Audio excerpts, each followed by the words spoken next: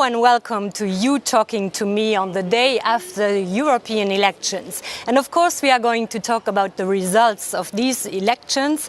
And to do that I'd like to welcome here in the studio in the Parliament Claudia Knoppe from the German partner of Euranet Plus. Hi Claudia. Hello. And Diana Chepisheva, she is the Brussels correspondent from Bulgarian National Radio. Hello Diana. Hello. And on the phone we say hello to Stavros Samouilides from Skaï Radio to Athens, Greece. Hello Stavros. Hello Daniele. So let's begin with you, Stavros, with a country where these European elections could provoke new elections on a national level. The polls predicted good results for Alexis Tsipras, party Syriza. This was a defeat for the government in place. What does that now mean for this government, Stavros? Yes, all eyes, Daniela, here in Greece are now on Alexis Tsipras, the head, the leader, if you want, of Syriza, the radical left party here in Greece.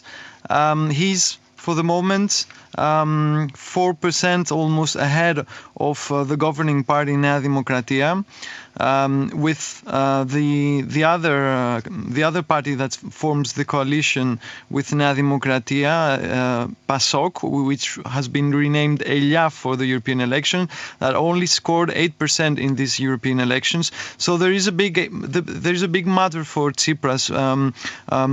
Regarding the legitimacy of the governing party, the governing coalition. He's going at 1 o'clock Greek time, so in 20 minutes he's going to meet with the president of democracy here in Greece, Papoulias, who is only a symbolic figure, so he hasn't got the power to provoke elections, so it's more a communication strategy for the moment for Alexis Tsipras. He's going to go visit the president of democracy and ask for anticipated elections, although we do not expect elections to come before end of 2014, beginning of 2015.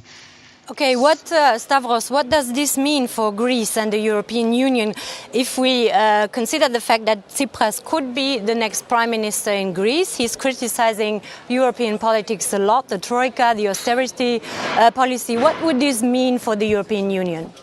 Well, he has changed his line a lot in the past few months, going towards the European elections. He was candidate for the European Commission with the European lefts.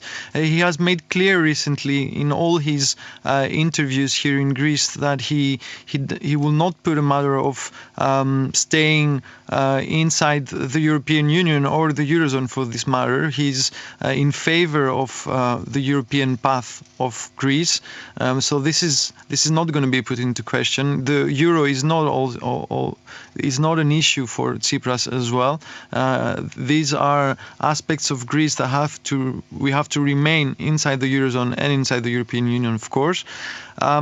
However, what he puts in question is the way Greece is going into talks with the Troika, for example. What he accuses of the governing party, Nea Demokratia, is that they do not negotiate well enough for the good sake of the Greek people as far as the lending conditions and all this. But of course this is because he's in the opposition. We do not know what is going to be his official stance if and whenever he's going to get elected as the next Prime Minister of Greece. We have to see about this, actually. Okay, thank you, Stavros. Diana, let's have a look at the Bulgarian results. In Bulgaria, it's a bit of the opposite from Greece. The center-right opposition won the elections. So here the government was blamed for its policy. Well, I would say that Bulgaria is not unique because if we compare with the European Union, the results in Bulgaria are very similar to those that we have in Europe as a whole. For example, we have a right-wing party that won the elections. The name of this party is GERB. They used to be in the government until February last year. Second place is for the socialists. And the third place is for a party which can be considered as liberal. So talking about the similarities, afterwards we have a new populist party which has managed to win maybe two places in the European Parliament by promising people things that it's clear that they are not going to make it happen. But talking about the results, okay, we have a very serious victory of the right wing, but at the same time, the big loser is the left wing, Bulgarian Socialist Party.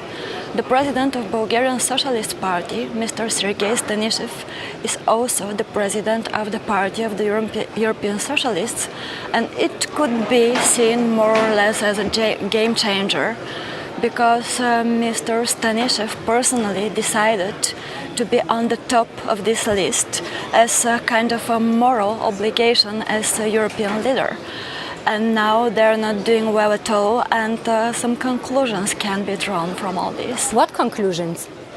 In Bulgaria, many people are talking that he should withdraw from Bulgarian Socialist Party and of course from the Party of European Socialists.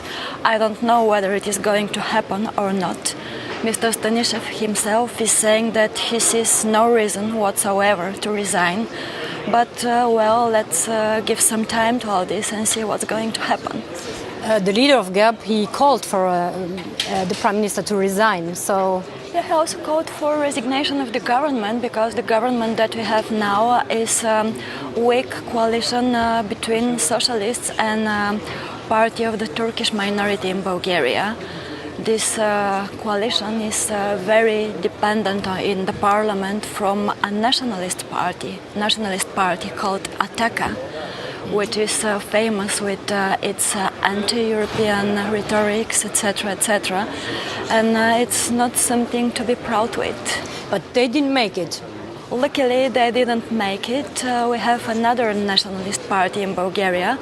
They didn't make it as well. And for me, personally, this is the good news for Bulgaria from these elections. Okay, thank you. Right now, we look at another country where the results are somehow the other way around. In Italy, the outcome of these elections are a surprise. The campaign was mostly about national issues, and again, these elections were considered to be the first test on voters on a national level for Prime Minister Matteo Renzi. Well, he clearly passed the test, as Sergio Nava from Radio 24 commented on these results yesterday evening here in the Parliament. Let's listen to him. Yeah, definitely passed the test, because according to the data that came out, is the Democratic Party won about 40% of the votes. That's about 10% more of what they estimated and they hoped for. The five-star movement, the Eurosceptic movement, was second in place, but below the expectations, so it was a major setback for them. But probably the biggest setback was for the Forza Italia, Mr. Berlusconi's movement, who literally was trashed in these elections, about 15-16%, and that's a major defeat for him. It's the first time he gets so few seats, so this could be really the end for this party. For Matteo Renzi, it's going to be a real boost.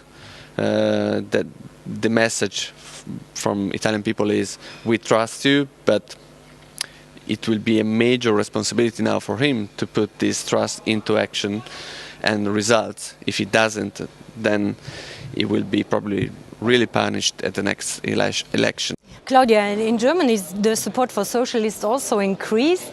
So was this also a vote on national issues, or was this the Martin Schulz, the German leader of the socialists, the European leader of the socialists? Was this a Martin Schulz effect? So if you look to the German media today, it was. Of course it was. And the socialists in Germany, they are really proud of their frontrunner, and they really think, they really believe, so it's up to him to do everything. And of course, he has to be the next president of the European Commission. That's one of the most important things. And then we have not the real, how can I say, good mood for the Christian Democrats. So it was a kind of a mood test for Angela Merkel. They went down, especially the sister party of the CDU. So it was smash to the face to the CSU, because she did a lot of Eurosceptic things in advance. So it's really good for the Social Democrats and a little bit bad for the Conservatives in Germany. There's one party who won clearly, that's the Alternative für Deutschland, the AfD. They are Eurosceptics. It's quite a good start for a small party like this. They're going to have like 6 MEPs in the parliament. What do you expect from them? I'm not quite sure about that. Sorry, because Bernd Lucke, the leader of the AfD, he doesn't want to be called a right-wing party. He says we have we are liberal and we have a lot of things which we are family orientated, and we are for Germany and we are for freedom. We are against the euro, but that doesn't mean that we are a right-wing party. So it's not that easy to find out which way they will follow for Germany and not here in Europe. So I think they still have to find their way somehow. Their leader said yesterday evening that the AfD could be a next Volkspartei, a People's Party. Yeah. What do you think of that? I don't think so. Okay, for the European Parliament, they jumped from 0 to 7%, and that's quite good. But last year, when we had the election for the Bundestag, they failed. So I don't think they will be really the next People's Party in Germany. Okay, we might need a new one because the Liberals, the FDP, is completely out. Meanwhile, not only in Germany, also here in Europe, from the German point of view. But I guess the AfD needs some more time to get in shape and to be more precise about what they want to have and not to have. Okay, thank you. You are almost at the end. Diana, yesterday Jean-Claude Juncker said the big parties, the EPP and the Socialists, have to look to join their forces and to look for a coalition with perspectives. So we are heading to a grand coalition. Is there no other way? Apparently this is the case, and apparently we are heading towards some kind of compromise.